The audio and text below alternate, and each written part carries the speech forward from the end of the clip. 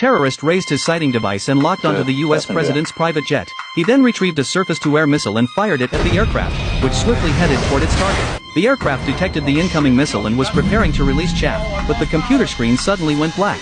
The bodyguard, sensing danger, immediately notified the onboard security personnel. He then rushed into the president's lounge and escorted the president to safety. Before he could react, he was shoved into the escape pod. I'll find you and pick you up, Mr. President! You'll see you on the ground!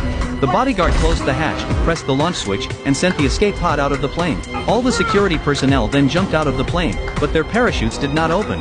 One security officer noticed something was wrong but was shot dead by the bodyguard. It turned out he was a collaborator with the terrorists. The bodyguard then jumped from the plane as well.